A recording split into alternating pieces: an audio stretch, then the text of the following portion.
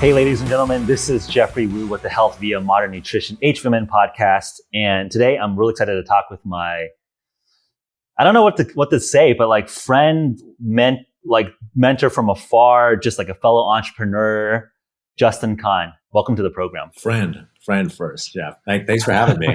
I'm super excited to be here. I mean, I think there's a lot of layers to talk about.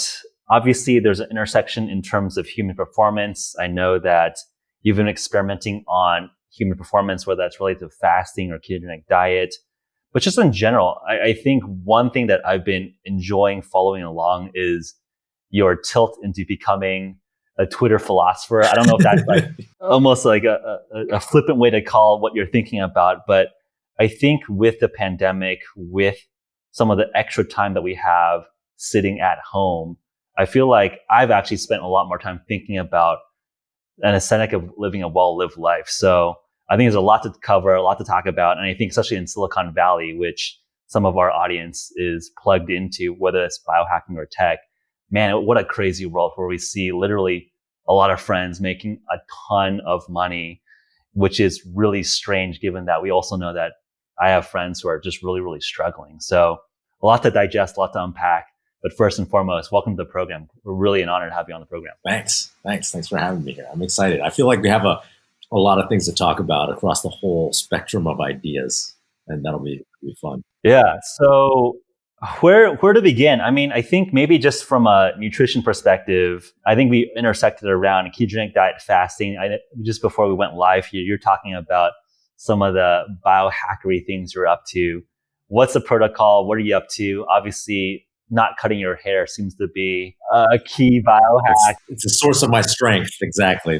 I'm getting stronger as I let it go. But yeah, just curious, like what have you been up to? I mean, what is it like in the life of Justin Kahn these days? Yeah. So professionally, I just shut down a company like a year ago, right? And that was tough. But then I took a long time off, 7 months or so. And then now I'm a professional investor. I started a venture fund called Goat Capital with my friend Robin Chan, and we're doing seed stage investments and incubating our own ideas as well. So that's kind of my day job. And I also had a kid about a year ago, so raising my kid, that's another big thing. I've been working on this podcast, just got into the podcasting game. It's been pretty fun for me. I feel like it's a great way to connect with people. So those are kind of like the things I'm doing, but the protocol, which kind of coincides with my hard pivot into Twitter philosopher, is that I've just been really, about a couple of years ago, I started really trying to invest in myself and like trying to figure out the ways to feel better every day. Like I felt like my whole life, even if I was doing better on the extrinsic, the outside world, I was being more successful, or our startup was growing, like that'd be great. But then I'd just feel the same as always, as in my day-to-day life. And at a certain point with this last company, I got super stressed, and I was like, I need to figure out some ways to like deal with my stress and my situation. And so some of those things were really investing. Most of it all breaks down to investing in habit formation stuff, right? So I'm actually like super into habit formation, and I never thought that I was very good at building habits. In fact, I was terrible. And so to cut to, we can go through the journey if you're curious, but I basically started experimenting with like everything. And then now I have a protocol, which is like meditate every morning. I meditated, every day for the past couple of years. I work out every day, and I hold myself to do something every day, even if it's just the minimum, which is like 5 minutes. I'll do 5 minutes of planks if I don't have time or energy, or I forgot to do it one day, but I just work out every day. And I've done that pretty much every day for the last year and a half. That's like, it really helped me just kind of get into shape and stay accountable around a protocol of exercise. And then I try to eat keto, kind of varying success. I got the food bars right here, which are helping. But I've been trying to eat keto, and I've been trying to do regular 1 day a week fast. So like a 36-hour fast every day, which is like, I find that really hard. For me, building habits is like, can I make it an everyday thing? And then there's no choice. But if I'm choosing like, okay, which day am I going to fast this week? It's like, then it's really easy for it to go, So that's the one that's the hardest for me. Yeah. And I want to dive into the specific protocols, because I know that a lot of our community members are going to want to nerd out with you on that. But I think what's at least resonated with me is the openness and vulnerability around like still being stressed out running a company, right? Like you're in rarefied territory. For folks that don't know Justin's background, just Wikipedia, Justin TV or his background here. But I mean, Justin TV eventually ended up being Twitch, was like $1 billion plus outcome. You're definitely in rarefied territory. So it feels like once people hit that strata of success, it's like things are great. There's like an optic or image one needs to carry. Yeah. Why aren't you like that? Like, what allowed you to have the self-awareness to share that openness and vulnerability? I mean, do you observe that with your fellow peers who have made like billionaire or whatever $1 billion outcomes? Like just like give us a sneak peek behind like the $1 billion outcome stratosphere. Like, where does that kind of look like, and why are you different here? Yeah. Well, like I'll tell you, people think, and I thought it too, like when you just make X or Y or whatever your number is, $100 million, $10 million, $1 million, whatever it is, right? You're like, okay, I'm going to be good. And then I'll be finally happy. And, we've had this massive success beyond our wildest dreams. And we worked hard to get there. We grinded to get there. But, it wasn't just like it happened overnight. We worked hard on it and we did, I felt like I deserved it. But at the same time, when we got it, it was like, okay, I'd be like looking around and, today, for example, Airbnb IPO'd, right? And I had known those guys. And when we sold Twitch, they were like a $30 billion company or whatever, like 20 billion, something like that, 10 billion. So it was like, oh, like we did pretty good, but like, I was friends with them, or like Drew from Dropbox. It's like, oh, there's more to go, And so that treadmill never ends. Like you could be the richest guy, and then there's like someone who's better looking than you, or who's the, president of the United States or whatever. Like there's, people, like no matter who you are, look at President Trump. You could be like the president of the US and be very unhappy, right? Like very deeply unhappy, kind of jealous of other people or want something to be different in your life. So for me, it's like, even though we were successful, I was still like, oh, I want more. There's some part of me in the back of my mind that was like, you need to go out and get more. And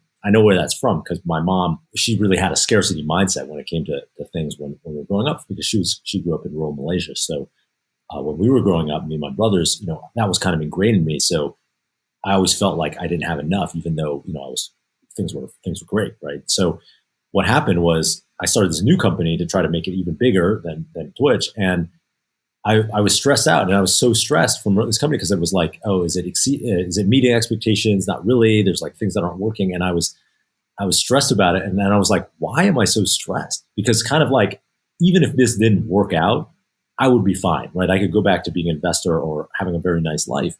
And that was really what set me on the journey of trying to figure out, to unpack all of this and to understand, like, what is it about like the external world that I like so desperately crave something from it that I'm not getting.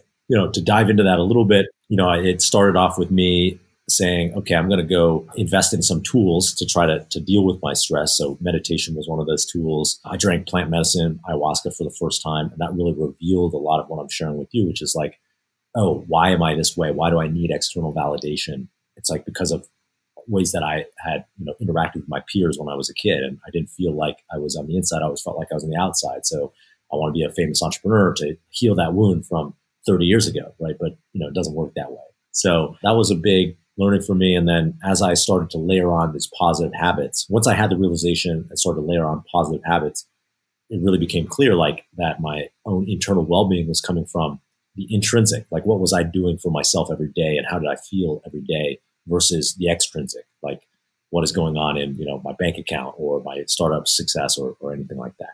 Yeah. And I think it's like, I mean, did you, like, it sounds like there's a lot of internal reflection, but were there books in terms of, I know a lot of people have been reading, Marcus Aurelius's Meditations as an example of someone who was at the pinnacle of power as a Roman emperor, but still feeling very stressed out as barbarians were invading his empire.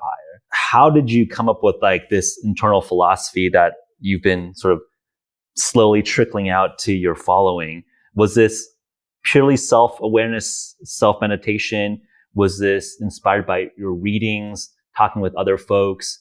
Like, what were the inspirations that have come up with like your current philosophy? Yeah. So the first thing I should say is like, I am not the inventor or originator of anything that I do, right? Like I'm only here feeling pretty good about myself because I have learned from amazing people around me. And like, a lot of this technology is thousands of years old, that people have been really understanding and seeking to understand the human condition for a very long time.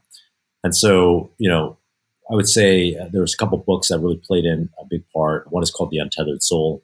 I'm not sure if you've read it, but it's effectively like it's It's by this guy who's, among many other things, Michael Singer. He was a tech CEO as well. And he wrote this book that's about kind of taking some elements of Eastern philosophy and writing them for a Western audience. So the idea that you're purely a witness consciousness, like you're just a witness of what's going on, but you don't have control of what's going on.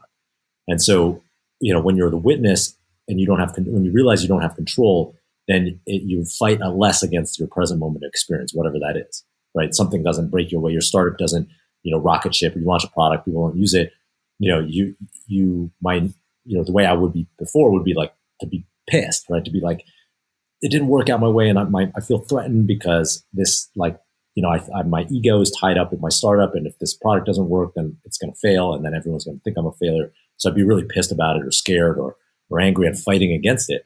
And when, once I read this book, I realized, I'm just the passenger on this ride. I'm the guy watching the Justin movie, and there's no reason to be upset, right? Like, I don't have control over these things.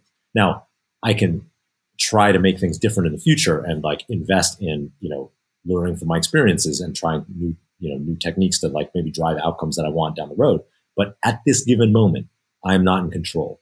And so acceptance of that was a big step to, just kind of be okay and equanimous with everything that's going on in life. So that was a big book for me. Another book that I've always loved since I was a kid is this book, Siddhartha, by Hermann Hesse. It kind of tells the story of this, so Siddhartha, it's a great book. It tells the story of this guy. He basically becomes an ascetic, and then he becomes a rich man, businessman, then he becomes a ferryman. He's like kind of searching for truth his whole life. And what I love about that book is that he kind of has to go through all these stages of his life in order to get to his ultimate place of equanimity and peace. And I kind of felt the same way with myself. It's like I had to struggle as a startup founder and really beat my head against the wall and hate what was going on at times in order to have the stressful experiences that would have pushed me to invest in learning this stuff about myself, Hey guys, this is Geoff Wu interrupting my podcast for a special offer, a special announcement for you. As you might know, HVMN just launched the new keto food bar, and they're yummy, they're delicious, and I want to make a special personal offer for you to give you a discount to get those into your hands. So for a limited time only, use the discount code Geoff10. That's GEOFF number 1 number 0, Geoff10 for a 10% discount on the keto food bar on hvmn.com. We got Mexican hot chocolate, one of my personal favorites. We got vanilla shortbread, we got chocolate chunk, and of course, we got the everything bagel, which is legit savory, garlicky, oniony. And these have become staples in my own personal life. I like to eat this with a cup of coffee for breakfast. I've been using the Mexican hot chocolate, the vanilla, as grab and go bars when I'm biking, when I'm out on the town, when it's not easy for me to eat healthy, eat keto. So these are certified organic. They actually are yummy. They aren't these weird synthetic artificial tasting bars you might see that are keto compliant but have a bunch of fake IMOs and things that actually spike glycemic response. And of course, while they're also certified organic and they actually taste good, these have been tested on continuous glucose monitors, so they actually have flat glycemic response on your blood sugar. So essentially, it's a fasting mimetic, but we're still delivering almost 300 calories of healthy fat and 12 grams of healthy protein and grass-fed collagen. These are legit. I'm so excited for you to try them and use my personal discount code Geoff10 to get a special 10% discount. So check it out and enjoy, and back to the program. I think one thing that I'm just curious to get your thoughts on is that as you had to wind down your previous company, that must have felt like some sort of death or an ego death at some point. And as I'm talking, and one of the best parts of my job is working with our service members, our warfighters, and it feels like when you are literally seeing death and seeing that reflection, I feel like you gain some sort of wisdom when you actually see death of your company, which to a lot of startup founders is like a death of part of themselves. And I feel like as you see like that depth of negativity, you fully appreciate like the beauty and the gratitude of having life and abundance. And I feel like so much of us in America who have honestly like a pretty soft, like cushy lifestyle, we never go into that depth of actually feeling scared of our lives or scared of just like this dark area. And I feel like some of the wisest people have lived through those experiences.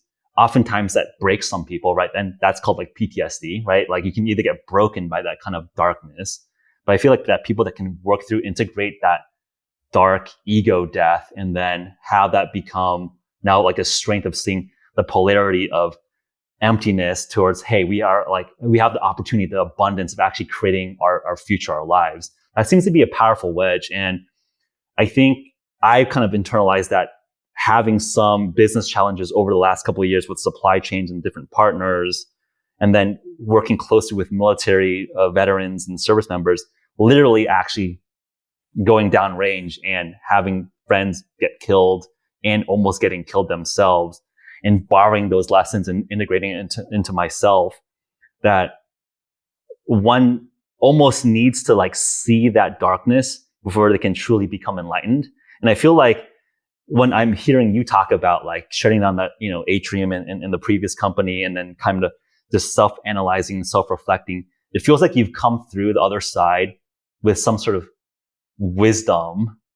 Does that resonate with you? Is that too woo-woo? Is that like crazy? Or is some wisdom as you like saw kind of death and like survived death and then come to the other side? I would say that for me, failing at a startup was like a test. It felt like it was I'd been learning all of this stuff about equanimity and being in my present moment experience and surrendering to that present moment experience, and some stoic practices like negative visualization. And then I had this big actually I had a series of tests. It was like the finals, right?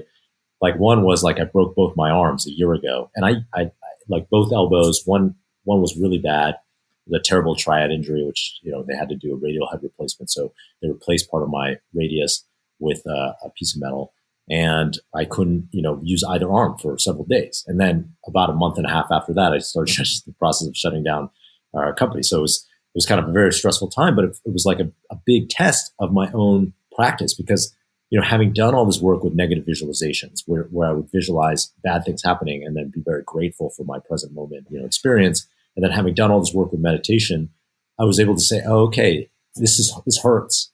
I'm sad. I feel angry or I'm upset, but I accept that and I can let it go. And so instead of it lingering and contrast it to 7 years ago, I shut down another company called Exact. Well, we sold it, but it was basically failing. I was so torn up and I was just self-medicating. I was drinking every night. I was crying about it. I was very upset, but I wasn't okay with being upset. I was just struggling against it. I was fighting against it. And then this time, I feel like this time I passed the test. I was like, okay, I accept it. I accept what's happening. And so that was it was almost like a test for me. And, one last thing I'll say is that, the ego death experience and the near death experience, which are maybe similar but different, I've both had those experiences as well, where, I was spearfishing on the California coast one time, almost drowned. And, afterwards, it does give you that deep gratitude for like, oh, I've had this amazing life and I have this amazing life to keep living, and like, don't take it for granted. There's something very powerful about having that experience. Yeah. And I feel like that's where I feel like I've been able to just be the most free and creative. Like if you literally think that you're free rolling on life, with kind of a poker term of just like, it's all house money and you're just like being out there fully trying to self-actualize, I feel like you just have a much more of abundance, generosity mindset. And I think it's so hard to tap into that without finding some sort of ego death or near death experience to see like the opposite. So I'm like thinking, just riffing with you here, how does one, like it's like definitely a challenge. And maybe this is like a societal question, which is that I think if you look ancestrally, there's so many like challenges in one's life. There's like rights of manhood or rights of adulthood or rights of womanhood that used to be so ancestrally tied into how children were turned into adults. And I think that the modern civilized approach is a very deformed version of that, right? Like the closest version of that is like going to college, which is like a very almost soft bubble, like party of a version of that.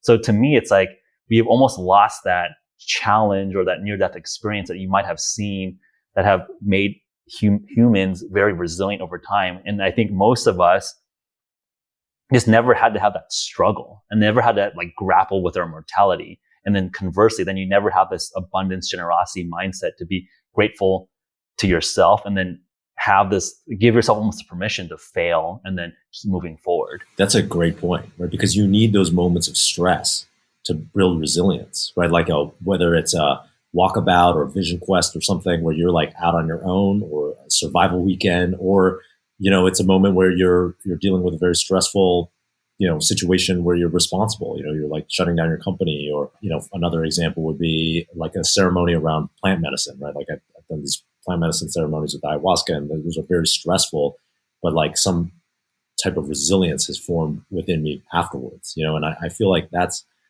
a really important thing that is missing from our culture today in a way. Like you can kind of live in a sheltered and protected existence, but then the problem is at the other back end of it, the world contains stresses.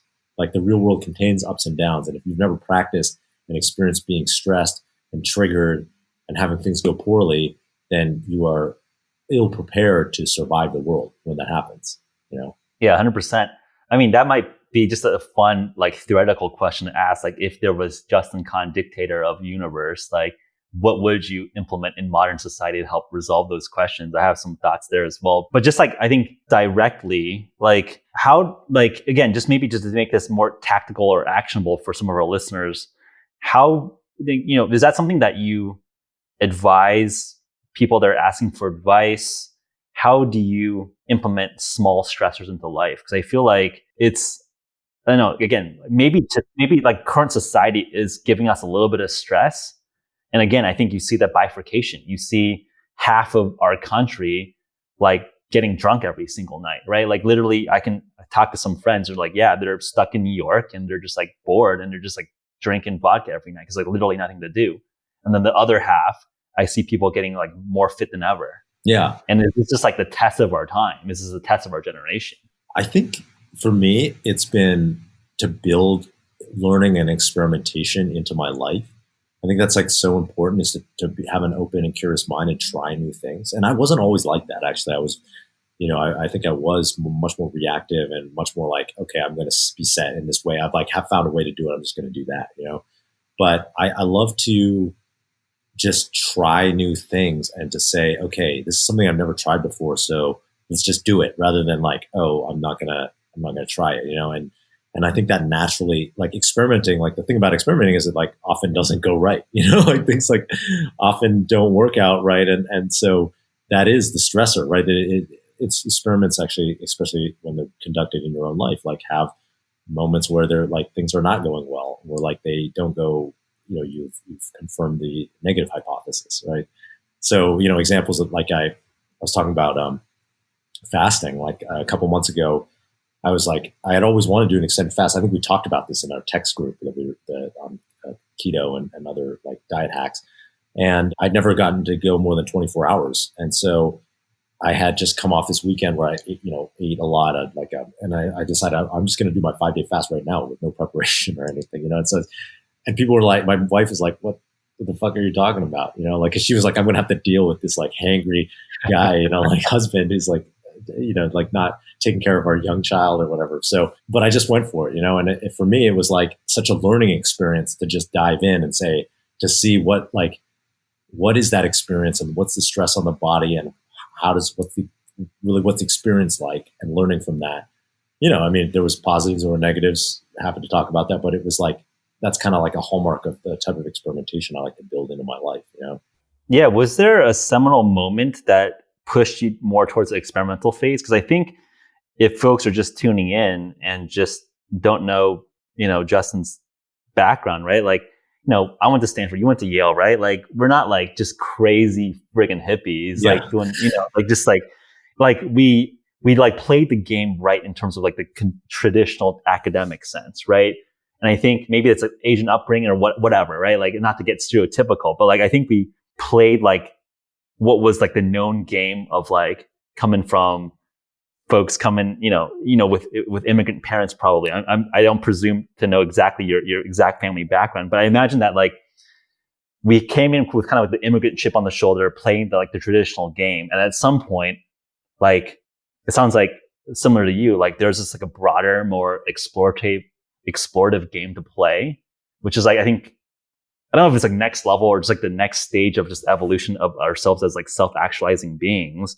But there must have been some like critical moments along the path that allowed you to be much more open-minded and experimental. Yeah. Can you share maybe one or two of these like critical experiences that might be inspiring for our listeners here? It's interesting. I'm trying to think back on it.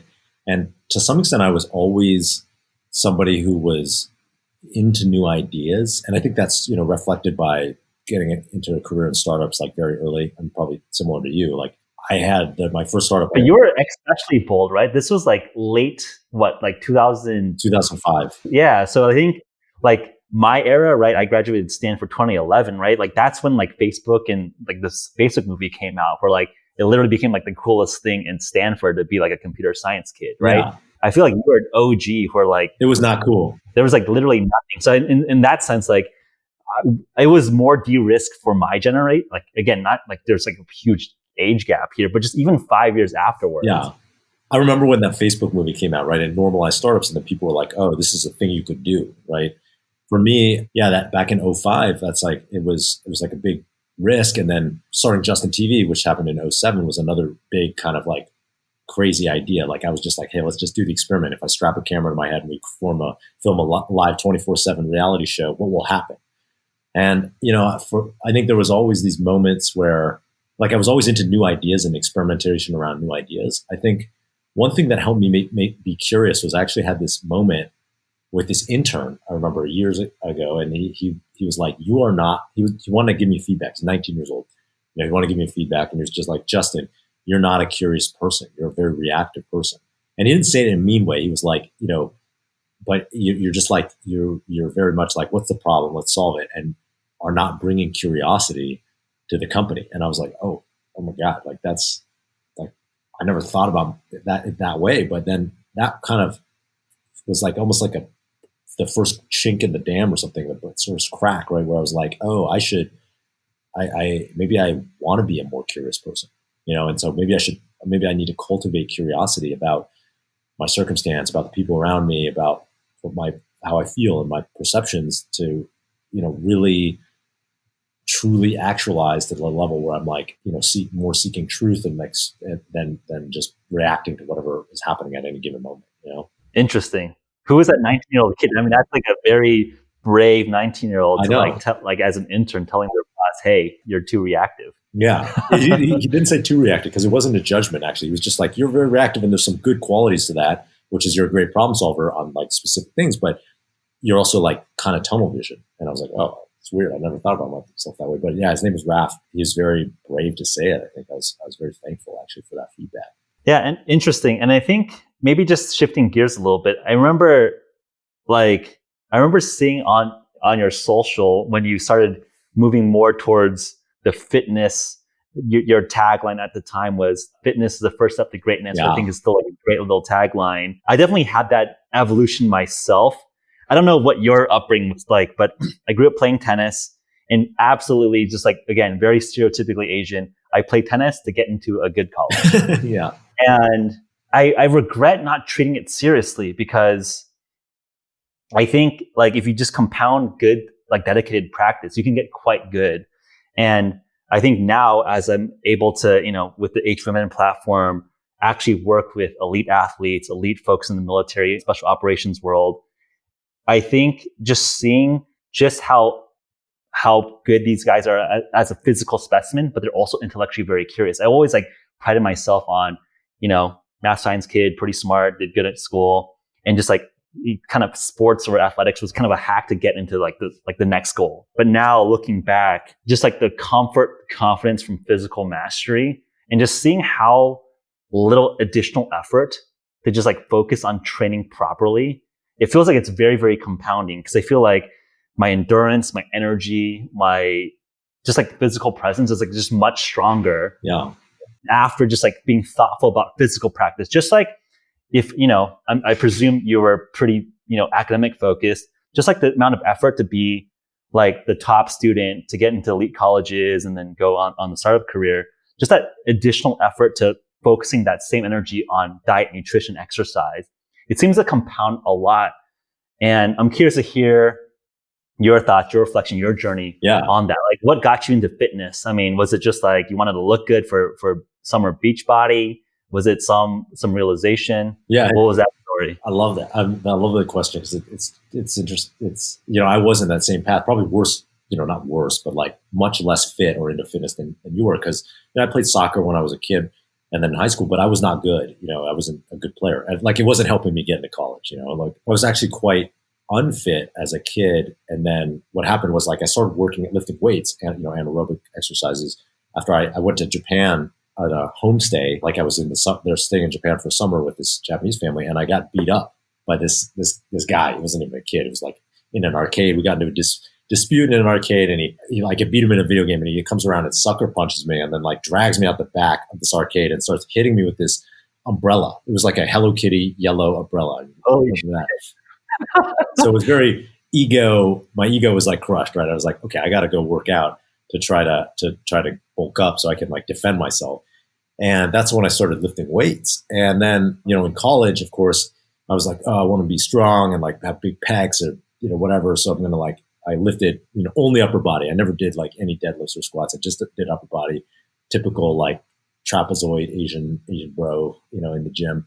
And I actually hurt both my rotators benching because like I'm an idiot. So then I just didn't do any physical. I was like basically stopped after college, right? When I was working on startups, I basically stopped doing exercise for years, years and years, like, 4 or 5 years really. And I started started getting fat. I was like, my cardio was terrible. The cardiovascular system was awful. And it was interesting because, at a certain point I realized like, you have to like, I was in that school of thought of like, oh, I can just I'm rational. I'm like a science oriented. I'm like an engineer. I'm going to build stuff with my mind. And that's what's important. And then the physical over here is just something else, right? And they're not related, but they're very related, right? Like every human being lives in a body.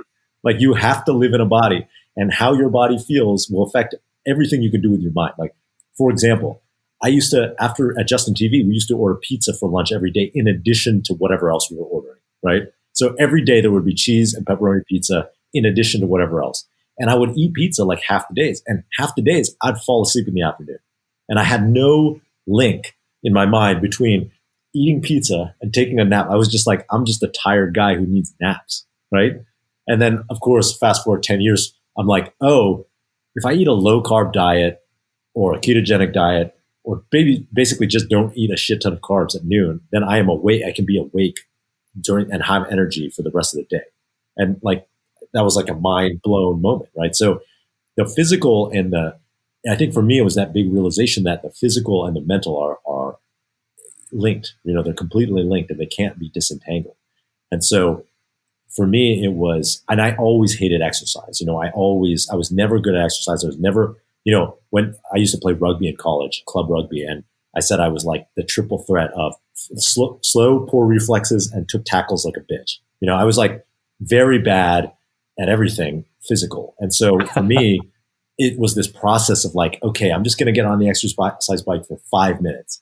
I'm just going to do, workout for 5 minutes. I'm going to train myself to work out every day just for a minimum. And of course, eventually, now I probably average working out. Well, I'm on a little bit of a lull right now, but like I work out every day for at least, 30 minutes. And, probably a year ago when I was at my peak, right before having a kid, having a kid, definitely you have to make some trade-offs. I was working out an hour a day, kind of, and I've just built it up, Yeah, 100%. I think I was just very much the same school, right? Like you're just like, okay, I'm just like a giant brain. Just optimize the brain. That's super high leverage. And then you just realize that like, yeah, we're sitting in an animal body. Yeah. Right. And if your just animal body sucks, like you can't, like it's hard to be optimal when you're playing an endurance race of building companies, building value, and like compounding knowledge and compounding network. 100%. So I think one of the things that I found that's been very interesting sitting at the intersection of kind of Silicon Valley and then intersecting with elite athletes and then military world is they always ask, what are the weird Silicon Valley tech bro billionaire types doing in terms of enhancing performance? So I'm curious if you've gotten like crazy weird biohacks that can be kind of accelerated with access to resources. I think I have two kind of responses there. I think sometimes when I talk to Silicon Valley people, they get so into the gizmos and gadgets that they're just actually just like weak. Yeah. Like they just forget to work out and like sleep and eat healthy. They're just so into like the toys and gizmos that they're just like have all the expensive toys and they're actually just like weak. And it's like, yo, you're doing it wrong, bro. You just spent like $10,000 on your toys, but you actually just suck at life because you just didn't like work out. Curious where you're at on the spectrum. Are there kind of like the crazy, young blood stuff that like Peter Thiel is rumored to have? Like, how crazy have you gone? How experimental have you gone across the spectrum here? I'm pretty low tech, actually. Like I had a Peloton. I liked it. I gave it away to a friend, though. I just ride my shitty Amazon exercise bike, right? Like my workouts right now, I do like a 400 kettlebell swing workout. I just have the 45-pound kettlebell. I just do 400 swings. That's it. That's the whole workout. And it's super simple. And it's kind of like a total body workout. I don't have like an Oura ring or like Eat Sleep or anything. Like I just, for me, a lot of it has been actually deprivation of things is the biohack rather than adding new technology. So whether it's fasting or ketogenic diet, it's like kind of, those are more, I would say, deprivation, or some of the stuff that I guess some of the other things that I do that I think are really, really great is like regular body work, like finding somebody who's really going to get in there and like unlock your muscles. I feel like that's been a really big one for me in terms of improving my flexibility. Like I think paying for coaching and training is actually the biggest thing you can do. Or I do regular like hot cold plunge. I think that's also pretty important. And then just really, it's like for me, how can I arrange my system so that it's maximally convenient for me to do my healthy habits? So it's like, okay, I'm not going to a gym. I'm going to have the gym or just some pieces of workout equipment downstairs, right? It doesn't have to be a full gym. It could just be my kettlebell, my exercise bike, whatever. I'm going to make it so that my meditation, like my meditation space is like very convenient. And I just go to the space in the morning and I have this routine, and I am kind to myself. So if I do it for like, 5 minutes, that's good enough, right? I'm just establishing the habit. So that's like a pretty big, those are kind of how I think about it. And then, one thing that I actually do that's like really helped me with my performance is I built an app that's like a social habit tracker. So it's called Kin. You can download it at kinapp.co. Not super big. It's just like for friends of mine and I, but it's out there for iPhone and Android. And basically it's an app that, I don't know if you're familiar with streak tracking, which is like, every day you do something, you press this button and it like increments a streak. So the goal is just get the largest number you can. So like meditation, you press this button, it's like day 300, boom, it says 300 on this app. And it's like that combined with a social chat. So, everyone who's in a group, let's say you're all trying to eat keto, you can track your same habit and then share the results with each other so that like every time that I mark off, I ate keto today, you would get the notification. And then there's a little bit of social pressure, right? Like you kind of like, it's a little bit of a social hack for you to stay consistent, and we hold each other accountable. So that's like the one kind of piece of technology that I use a lot. Yeah. I mean, I'm just like reflecting on the fact of like almost deprivation. And I think that's like really the nut of the problems of modernity, of civilization. If you look at the issues of our food system, the modern food system is essentially designed to solve a 19th century problem of famine. And now it's like our problems are overconsumption. Our problems are overconsumption of happy hour, of alcohol, of just like abundance. And I think you're hitting it quite nicely on the head, which is that you don't necessarily need to solve a lot of these chronic issues by adding more shit to the table. It's just like, can we delete the extraneous stuff? Yeah. Or things that were designed to solve previous century problems. Exactly. So I want to write a wellness book. I've been working on a book. It's like I actually was trying to write it with my own story, but then I decided, okay, I'll write this first book that's like my own story, and then I'll write a wellness book separately. But the premise of my book is that like human beings are running a resource scarce algorithm, right? Like the algorithm from the 19th century or from when we were hunter-gatherers, where it's like every resource is scarce, so we want more, and we don't know when to stop. We don't have like the built-in like breakpoint mechanisms of like, okay, you've had enough, really.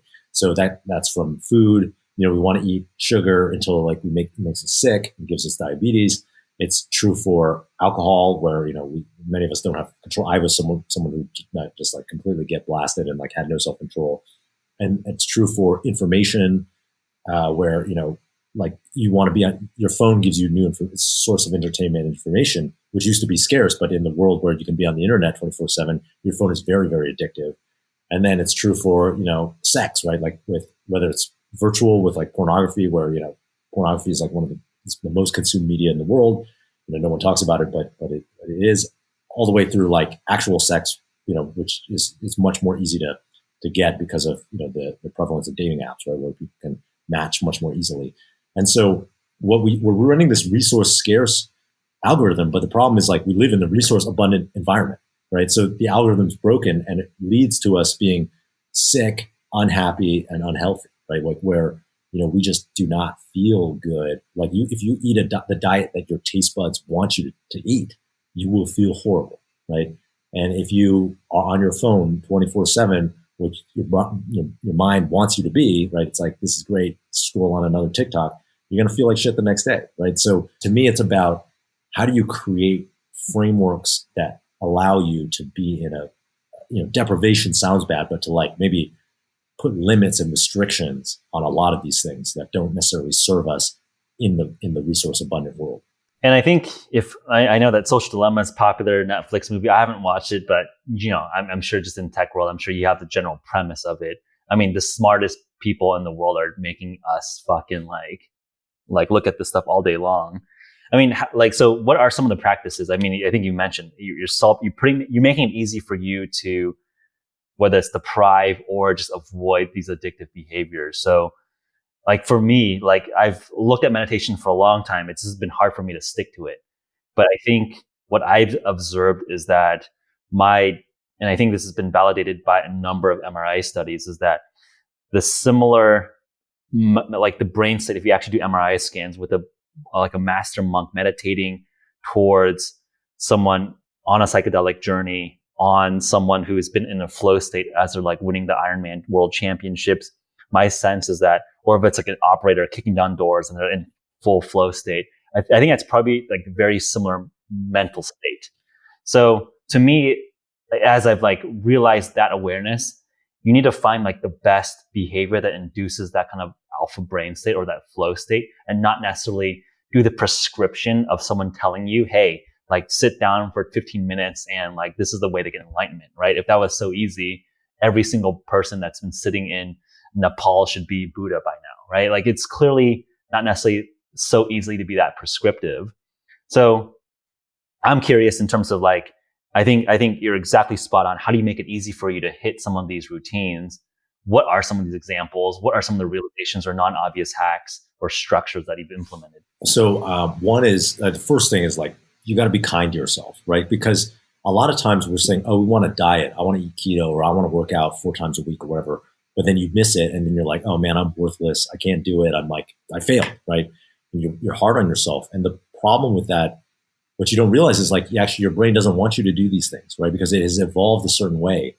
Like, and so you're running software that just like doesn't work for this current situation. And to beat yourself up about that is to be angry about your like genetic heritage and your the way that you've evolved as a human being. So the first thing is like to be a kind, because it doesn't help for you to be like, nobody's perfect and everyone's going to fail. Like that's true for like, that's true across the spectrum, across all of these different categories of self-improvement. Is that, to me, it's much more about, I think about improvement as like drops in the bucket. It's not like I'm going to work out 1 week and then boom, I'm somebody who's like fit. It's like, no, every time I work out, I'm adding 1 drop to a bucket. And after like 10,000 drops, I'm going to have a full bucket. And it's much more about the framework to add a drop every day than did I get Wednesday or did I get Thursday or am I doing good enough or not? So for me, it's like being kind to yourself is one big one. A second is creating a structure where you don't have to make choices. So what I mean by that is like with working out, it's like I tell myself I'm going to work out 5 minutes every day. There's no choice. I will never not work out 5 minutes a day. There's never any excuse. If necessary, I'll just do 5 minutes of sit-ups at my hotel floor or on the plane or whatever it is, right? If I'm traveling, if it's hard. So there's no choice. And the same is true with meditation. I'm like, I'm going to work out 2 minutes is my minimum. Meditate. If I don't meditate for 2 minutes, like there's no day I'm not going to meditate for 2 minutes. So removing the choices is one. On the phone, for example, it looks different where I'm saying I'm going to keep my phone in black and white so that it's less addictive because the colors are one of the things that draw you in. and I'm going to delete all the social apps, and then I'm going to lock it. And I gave my wife the code, so I can't install Instagram on my phone. And for me, that's like, okay, I don't have the choice to use it, right? So it's kind of like figuring out, and what works for me is not going to work. What is not going to be what works for everybody, right? So I'm not saying you should just clone my set of things. It's like you should figure out what are the things that help you reprogram yourself to live in the resource abundant environment, but not to go overboard. And then you should remove all the choice from the system. That's what I really believe. And then the last thing I'd say is, for me, it's been a process of constant experimentation, because I started off at zero. I would say I was like not good at any of this self-improvement stuff. I was not a performance-based person. For me, it was like, okay, I'm seeing a little bit of, like, when I sat down to meditate the first time, like I was like, how does someone sit still with their eyes closed for 2 minutes? And I was like, I don't think, like, I was like, how do you do it? I was like, I'm thinking, and I'm checking the time, and it's been like 30 seconds, right? So it was just, okay, I'm going to do it with Headspace and try it with Headspace. And then after 10 days or so, it was like, oh, that's kind of working. And then I was like, I started doing transcendental meditation, or TM. And I really liked that because it was very simple. It was like, just say this mantra to yourself for 20 minutes a day, 2 times a day. And then I could do that, and it's like very non-judgmental. It's like, oh, if you look at, you're looking at the clock, it's okay. Just go back to do it. If you fall asleep, that's okay. So being non-judgmental and just, kind of building it from there. And then I started doing other forms of meditation after that. So, I think it's about allowing yourself to have a gentle ramp, I think, is really important, so because that's what's going to keep you. It's more important that you stay on the treadmill than you are running, a 4-minute or 5-minute mile or whatever, like minute one, like you just got to let yourself have a slow ramp up. Yeah. I think that's like, I think that being generous to yourself is something that I think, again, resonates with me a lot, which is that we're all imperfect, but if we can keep the slope and the arc going, and we don't just kill it, like beat ourselves down and just like be this demotivated to do anything, I think that's the key. But it is pretty interesting that you've been able to stick to it. I mean, I've been experimenting with turning my phone black and white, but I just revert. I've deleted my social apps. And like, I guess for me, it's like, I gotta be on social to engage with the community. So it's just like very hard for me to stay away for that long. But yeah, I guess sounds like, have you been just like... Well, I've reverted some of the time, right? But one of the things that really helped me was I have my old phone with my social apps, and I put it in my gym. So it's like, you can use your social apps when you're in the gym, and then I'm like, okay, I get that hit and I'm like, I'm motivated. It's like, that's worked pretty well for me. That's not a bad idea. Just like, okay, you get the award of like working out with like access to social and maybe some colors on your phone. It's not a bad like hack. Yeah. Although like part of me is like also like, when I am working out, I want to be fully focused on just like the movements. Yeah. Again, just like perfect practice makes perfect, right? Like, and I just and I think that was like a realization to me that oftentimes we just show up to the gym and just like practice kind of like automated movements. But if you really are thoughtful on exactly firing the brain muscle connection and like really thinking about it hard and really perfecting the techniques, I feel like you get much better gain. So in that sense, I'm like, yes, if you need to get that hook in to like get started, but if you can get the mastery level, right, like your practice should be almost perfect. Well, maybe that's I love that, because maybe what will happen is you'll put it in the gym and you won't want to use it, but you'll know, okay, if I do want to use it and that's going to be my 2-minute bike workout, your warm up, then I'm going to go focus on squats or whatever. That's that would be almost the ideal outcome, right? You're not like super addicted to it. You get to be present in the gym, but then you can remove it from the rest of your life. Yeah. No, I think that's like interesting little experiment that hopefully our audience can maybe report in on. Because I think there is that duality of, can we ascribe reward to certain behaviors? And yeah, I think the phone is one of the most addictive things and most rewarding things that we have in our lives. And then one of the easiest, lowest hanging levers is like, just move a little bit, especially in this day and age where like gyms are shut down. And it's like, if we don't have access to like a home gym, it's just like hard. I mean, we can go into like COVID policy if that's like of interest, but like, yeah, I mean, just like very, very patchwork from the top in terms of what we're even doing, where it's like, if you just look at the scientific data, like things that correlate to bad outcomes of COVID, right? Vitamin D status and metabolic health. And it's like, okay, if people aren't working out and you're just cooping people up, I don't know if that's like the most optimal outcome here. For sure. I definitely think we have not done a coherent or consistent approach in terms of our coronavirus response. I mean, I feel like that's not a very controversial statement. It's like, we were kind of talking about this a little bit earlier. It's like, it's kind of scary, right? Because some of our friends are, tech is crushing it because, whether it's the delivery services, DoorDash, Instacart, or Amazon. Yeah, that's something like hurt your brain. Like literally, like people are making bank this year, and just like, Yeah. and it's just like, I think it's like if people knew how much people were making this year, they'd be just like, I feel like you get riots. Well, they'd be enraged, right? People like just go fucking nuts. Exactly. They'll be enraged because the average person in America and around the world is struggling. Like I saw this report that like hundreds of millions of people will be introduced to extreme poverty again, right? We've done a steady state of like reducing the amount of extreme poverty, but coronavirus is going to like undo a lot of, like not a lot, but like, it's the first major step back. And if people knew how much, people were making on tech, they would be outraged, and rightly so, because we've embraced a set of policies. This is why this is, I'm probably going to get blasted for this, right? Maybe it'll be good for the podcast ratings, but like what I can't stand is you have a class of people who are like, we need to shut everything down. The economy is not worth human lives. We need to like keep everyone inside, and you have like, and they're in a very like sanctimonious and moralizing way. And they are all very secure in this class. There are a class of people, and I'm generalizing, that's very secure in their jobs. They have white collar jobs you can do from Zoom. You can, they can afford to live in a decent sized house. So that like, it's actually quality of life. Coronavirus is a quality of life improvement for a lot of these people. But then they're like shut down the economy, and you have this massive amount of like small business owners, restaurant owners that are like all getting wiped out.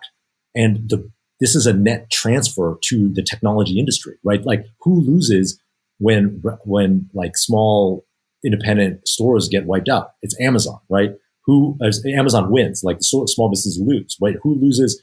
Like when small restaurants get lost, like big corporate restaurants, those are going to be the ones to survive, right? So I don't know. It's so painful to watch, and I feel like there are going to be, there's a generation worth of negative consequences, societal consequences that are happening from this. There's going to be a huge amount of unrest and dissatisfaction when what we're doing is we're bifurcating the economy even further into the haves and have-nots, into Elysium. You can sit in your, Airbnb, working at Facebook, door dashing food and Instacarting food, and then everyone else who doesn't have that option. It's hard to make the calculated trade-offs of like, what is the right amount of openness for the right amount of spread, for the right amount of, death that we are going to see in society. But people are considering the epidemiological aspect without considering any of the other fallout from, that can happen. And I think that's not a great approach. I think you're spot on. People aren't talking about it. And I think it's because it's so cross-functional, right? You have epidemiologists, you have folks that are virology experts, and that's great, right? Like they're definitely domain experts in that field, but no one has studied the cross impact across economies, across small business, across mental health, across so many different factors. I think that's what's missing. It's just like hard to collate all these different disciplines into policy, and it's like above my pay grade. And I think, it's just like very, very strange for me to observe my equity portfolio is all-time high. It's like I'm sure if you have some tech exposure, you're doing great, right? Like if you're a listener, you have some allocations to tech, your stock market portfolio is awesome, right? It's like super freaking weird. And then you like I have some some awesome restaurants I like to support in San Francisco, and they're just getting crushed. And you're just like, damn, I like, it's above my pay grade itself. Like, I don't know if it's ethically or morally good or bad. It's like, it's not my decision. I'm not doing anything. I'm just trying to we're just trying to live our lives and do the best we can. It's just like, man, it just sucks. Like I don't know what to say. It's like, hey, it's above my pay grade. We just kind of got to do what we think is best for ourselves, our families, our communities, and the people around us, and hopefully have more enlightened people in charge to help make better decisions for all of us. Maybe that goes back to kind of the initial question that I mentioned in the beginning of the conversation here. If there was dictator Justin that could either kind of evolve society, evolve culture, what would be some of the enlightened ways you would like to see the world improve? Whether that's, rites of passage, or, how we make culture I think in some sense, like you've helped with Justin TV, Twitch, and other things that you've been involved with. I just saw that Paul Graham tweeted like your initial like email being like, yo, Airbnb is pretty dope. You should like let them in Y Combinator, right? Like Airbnb is like a very much a cultural evolution of what we consider of hospitality. So in some ways you can claim some credit in terms of like being pretty forward thinking in terms of taste making culture. Like what would Dictator Khan say for, if you could make some prescriptions for our society, what would some of those things look like? I mean, I would go back, I would go to education, like going to what are we teaching people when they're young and what are the skills that we're equipping people with. And I don't really mean like STEM or computer programming. I mean, there's a bunch of skills that I learned as an adult that I wish I had learned as a kid. You know, I wish that we had done a class on emotional intelligence and like being able to talk about our emotional state, you know, and like how we feel about things. And if you're angry, being able to be okay with the difficult angers of, you know, difficult emotions of anger or sadness or whatever, you know, being able to say, oh, I feel sadness right now, or I feel fear, and being okay with saying that, because that's something that I was not okay with when I was younger, but it's part of the human experience, right? That's like an example. I would like make everyone meditate. You know, I think really investing in meditation and building a meditation practice has been invaluable to my life, and I really think that you know, that's a skill that we should be teaching kids when they're young. I'm like heartened because there are more and more meditation classes that I see, or like schools that teach meditation, you know, to elementary school or middle school or high school students. So I'm hopeful on that. You know, I would also do more on the physical and teaching people the joy of like the physicality of finding sports or fitness activities or whatever that they love, right? Because it is such an integral part of the human experience, but we're like, you know, it's shunted off into this, like it's something you have to do, right? You feel like you have to do instead of something you get to do. And I feel like if you invested in skills to make people more curious, more inquisitive about their own state, more calm and able to like live skillfully and react, not be react in a triggered way to the world, like everything will fall from that downstream. I feel like a lot of the problems that we have in our society today around how it's becoming bifurcated and people like, seem to only be able to scream at each other over Twitter. That's all coming from a place where people don't have the skills to really exist in the world and be resilient and to know themselves and to be calm. And instead they're the opposite of that, and I think that all starts with education. Yeah. I have to be what if I put the devil's advocate hat on and I say, hey, like Justin made it and he's just got too much friggin' infrastructure and wealth and he's just like telling us kind of stuff that he can do because he's made it. He's balling out now. Yeah. How would you address that? Like, do you think by having some of these quote unquote like meditation, physicality, do you think that would be useful as, talking to yourself as, 15-year-old Justin? Or is it now that you have some resources, you can chill out a little bit? Like, How do you address that kind of critique? Well, I would answer that in a couple ways. So I get that question a lot in terms of, well, the first one I'll say is like, actually, it's very cheap. Like the thing that I get the most of, the thing that being like having more resources helps me the most with is I have time to do it, right? Like a lot of people feel like they don't have time. So I do have time to meditate half an hour a day and to work out half an hour a day or whatever, or an hour, and so that is a luxury. But in terms of the actual like amount of money that I spend doing those things, it's actually like the cheapest thing that I do, right? Like meditation's free, working out, like I told you, I have a 45-pound kettlebell, right? Like, or a squat rack, right? You can buy a squat rack for a couple $100. And it's not, I don't have like, it's not because I have Tonal or Peloton or whatever that's like helping me work out. So I think that's one thing. And then the second thing that people ask is often they're like, well, Justin, you made it. And if you were so Zen back when you were trying to, 15 years ago, would you have still made it? And I think there's a legitimate question in that, which is like, is your drive, was your drive to get external approval from the outside world? Was that something that fueled you to make it? And the answer is, of course, yes. And in a way, it served me because I did make a lot of money and become successful because I wanted it so bad, right? But it also didn't serve me in ways. So one example that's very clear that I talk about a lot is like my need to like be the man and like to be the CEO of a big company or whatever made me actually want to leave. When we pivoted to Twitch after a couple of years, I was like, oh, well, Emmett's got it. He's the CEO. So I should just start a new company, right? And that was an ego-driven decision. there was a little bit of like, oh, I want to try something new too, so there's a curiosity, but there's also like, I want to like be the man again and like build a big company, be the CEO. And the funny thing is like, we end up selling to Amazon, great outcome, right? But we, if I'd stuck around, my superpower, I'm really good at raising money and like hyping the shit out of things. And so, one part of the decision to sell was like, it was very hard for us to raise money actually for Twitch. And I wonder what would have happened had I been around, had I not had to make an ego-driven decision, if I was able to make a decision from like a place of calm and like not needing the world to be in a certain way. Would I have stuck around and could we have raised money and gone a little bit further, right? So, and then that would have a defined economic impact, right? I only bring that up because it's like, that would have had, it could have been the case that I would be much more successful, much richer at this moment if I, had been more zen. Yeah, like a 10, 15 company, right? Like, I mean, how would that's probably like, it would probably trade for, what do you think? What, 50 billion if it was just like an independent company? Just given how things are trading right now. Yeah, Snapchat's like 70 bill, so it's in the tens for sure. Yeah. Yeah, I mean, that's actually an interesting counterpoint. So I do think, but I don't have a regret about it, right? Because it's kind of like what we talked about with Siddhartha. It's like you have to go through this whole journey to get to where you're at, and I accept that. And so for me, the struggle and the decisions, good or bad or whatever, they are the journey that brought me to the place where I could be zen, because I wouldn't have been calm or before, so to me that is the journey. Yeah, and that's reminded me of like, can you shortcut that zen? And I feel like, I think as a lot of young gunners in Silicon Valley, you're just like, hey, we're really smart, we're really young, we're like, we're gonna figure it out. But I think as I've grown and matured, I've realized that if you can copy, steal, learn from people that have been around the block a little bit, like you can try to absorb that wisdom as much as possible.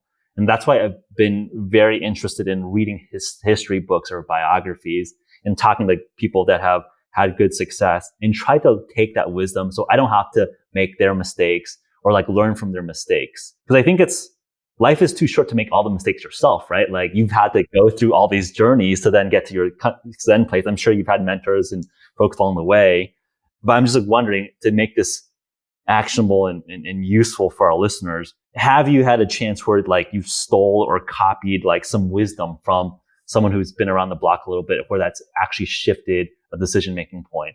I found that, speaking with and working with, I'm just kind of top of mind, just like folks that have served in the US military for 30 plus years, just getting a little bit of that wisdom has been helpful for me to think about, hey, like, I don't need to make all the mistakes of like going through the ego's ups and downs. Can I just like steal your brain and like input like that zenness into my brain so I can like shortcut some of these pains? Did you feel like you have to just like, do you think it's just like a flaw of humanity? You have to just have like that ego punch to take it yourself? Or have you had a chance to just like steal these lessons and actually have it integrate into your personality? Well, for me, it's a lot of times I'm kind of like a slow learner, right? So I oftentimes have to get punched by reality myself. I mean, there's some tactical things and like, advice I got along the way. Like Matt Sanchez, for example, who's the CEO of this company called Video Egg, and a friend gave me some really critical advice when it came to pivoting to Twitch that really helped us make that decision. So there's times when I've had tactical advice from people that it's really helped. But I think in terms of the like life advice and focus and learning all of this about being more centered and kind of okay with my present moment experience, I feel like that has come from learning it from somebody at the right time, right? Like, I don't think I necessarily would have been receptive to the message when I was 25, right? But maybe at 37, that was the right time when I read, or 35, I read a book and then I was like, oh, I get it. Like, this relates to my current experience and I can just shift to be more like that, So I think there is something, if you didn't come to this, some set of skills, right? Like if you didn't come to being more peaceful or more autonomous earlier in your life, it's like, that's okay. Everybody goes through a journey that is for a reason, and it takes them, maybe you had to go through some things a certain way for you to be receptive to hear it now. Yeah, I think that just literally might be, I think, my conclusion as well. Like, I'd wish that you could just kind of matrix plug in, but I think it is something that the teacher has to come at the right moment. You have to be receptive at the right moment as well. Yeah. So everyone has to play their single player journey and hopefully learn a little bit faster than people that are a little bit more stubborn. So you've transitioned into investor mode. Yeah. What is kind of the master plan now? I mean, obviously, like, I mean, I've just, just kind of tracking you personally and knowing you for some years, like, have seen you evolve a lot. Like, what do you just, how do you define yourself now? Is there a master, like, what is kind of the Justin Kan master plan moving forward? I mean, we're entering a new decade now. I know. I was thinking about that. What's the 10 years, if I thought about where I was 10 years ago and then where I am now, and then what do I want for the next 10 years? It's like the world is, anything is possible. Actually, if I think about what changed in the last 10 years ago, I was working at this, we had a 20 something person company and there was nothing. I'd never invested in a single company. Yeah, you were a part-time partner at YC. You're helping. Not even yet. But I was just starting off. That was in 2011 when you went through. Yeah. My batch, yeah. Yeah. And then now, like, the world's completely different, So right now, I'm investing. I love investing because I love mentoring founders and I love being involved in that early stage creation part of the idea, So investing in incubating companies through our fund. And then I'm just really excited about media these days and like making more media content. Well, I guess how it relates, what might be actionable for your listeners is like, I always used to think like, oh, I should have a certain set of skills as a CEO or an entrepreneur. It's like, I need to be able to do all of these things. I need to be the guy who comes up with the idea, but also the guy who hires people, that also the guy who manages them, and also the guy who brings it all the way to IPO or whatever, right? And I used to think like, but more and more now, I'm just like, I want to do whatever I'm intrinsically motivated to do. That's my superpower. And then partner with other people. And like, I don't have to be, if maybe I'm just the ideas guy, right? Like everyone in Silicon Valley always shits on the ideas guy, but maybe I'm just the ideas guy and I'm good at ideas and incubating ideas. And then we really need someone else who's going to carry it all the way. And so I would say in this new decade, I've really embraced who I am and what I'm intrinsically motivated to do and said, hey, that's okay. Like because I feel like in Silicon Valley, there's a lot of stigma around like the guy who just like kicks it off, but then doesn't carry it all the way. And the ideas guy. But I think the thing is, you earn the credibility and reputation to be the ideas guy. I think every like MBA business student wants to be the idea guy, but they have not earned the credit, the bones to do it. Yeah. So I think it's like, it's funny. I chuckle at that because I think it's like, I've seen people if you can actually pull off being the ideas guy, you have super high leverage. Yeah. But very few people can actually be the actual ideas guy. I know. It's funny because I do. Yeah, it is funny. I mean, I incubated this company like 5 years ago with some really amazing founders. These kids started this company called Alto, Matt and Jamie. They started out in my living room just delivering prescriptions 5 years ago, and today they're I helped them build biopharmacy and raise a seed round, and today they have 800 employees and tens of thousands of patients in multiple states. And so I think seeing that like where I did play a critical role, but I wasn't like really working on it myself, really gave me a lot of the permission to be the guy who's like does what I want to do and I think I'm good at without having a need to do the things that I maybe I'm not so good at. I think that applies also to some of the other stuff I'm doing, like with media. I'm like really excited right now to just do my podcast, right? It doesn't have to be the most popular thing in the world. I don't even look at the stats, just like what I want to put out, the content and have great conversation with people I like to talk to. And it feels like a creative pursuit, and so just trying to do that, or like I'm going to start making some YouTubes, and like that's what I'm doing. Cool. Yeah. So how do our peeps follow along? I mean, I know you're on Twitter. Sounds like you just launched like a new podcast earlier this year, right? So yeah, where are all the shout outs? Where do people follow along? Yeah. So I'm on Twitter at Justin Kan, last name Kan, and you can find me on Instagram too, Justin Kan. And then I have a new podcast called The Quest, which you will be on shortly. And the podcast really covers people's journeys through their experiences. I love, like my experience is so much beyond like, oh, he started a company and then they sold it for $1 billion, right? That's like the headline, but there was so much more in that, and like so much more of like a personal journey in there as well. And I was like, oh, I want to tell these stories. So really diving in with my friends and people I know from a bunch of different disciplines to like go into their stories. Like I have Michael Seibel, my co-founder, is not the CEO of YC, but then I also have like the guys from the Chainsmokers, or my friend Festus, who's a player on the Warriors championship team in 2015, just talking about like how they came up and like what their experiences were, So that's what I really love to do. And those are probably the main things ways to follow along. Yeah.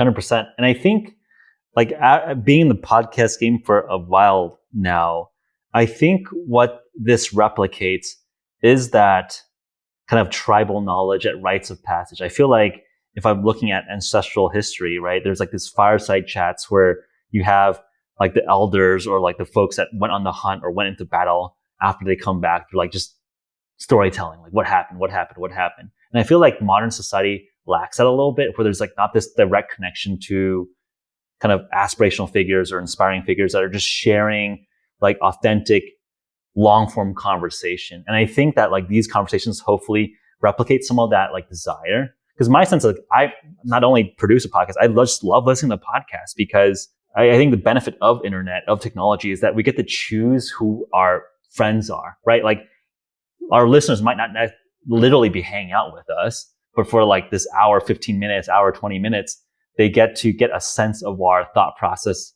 our history, our stories here. And I think that replicates like this ancestral, like tribal passage of knowledge.